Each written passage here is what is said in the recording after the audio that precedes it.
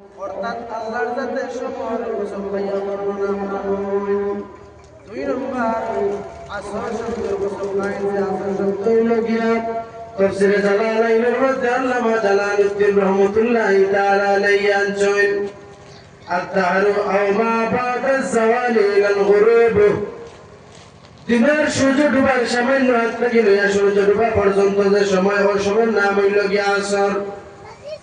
এরপর আরেকটা ফরমাইন আও সালাতিল আসর কি বাতায়া তাহলে গিয়া আসরের নামাজের কথা বর্ণনা করছেন যেটারে সালাতুল মুস্তা হয়।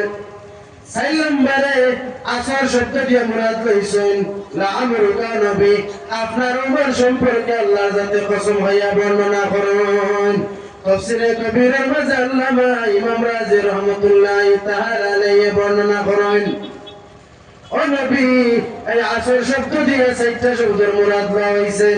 তে বোঝা যায় নিশ্চয় আল্লাহ রাব্বুল আলামিন তাবারাকা ওয়া তাআলা এরপরে নিশ্চয় কোনো ভালোবাদ বাদিতরা কোনো উপদেশ আমরা দিতরা বলে দিয়ে দিতরা।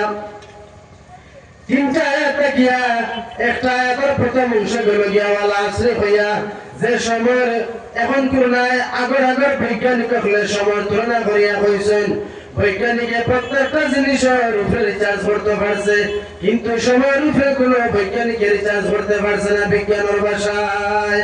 ওই সময় আল্লাহ তাআলা কসম খাইলার ফরমাইন ইন্নাল ইনসান,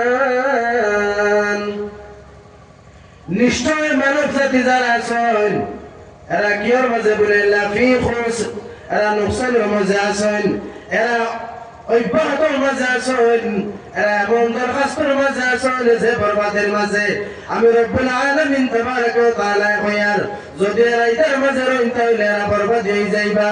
ও নবী আপনি দাঁড়া কইয়া দেন আর যদি তারা পড়ায় তো রব্বুল আলামিন তাবারাকা ওয়া তাআলা ফরমাইন যারা এটার মাঝে থাকবা, যারা এই জিনিসের মাঝে থাকবা এরা কিন্তু আবার ওয়াল আসরের মাঝে থাকতা নাই।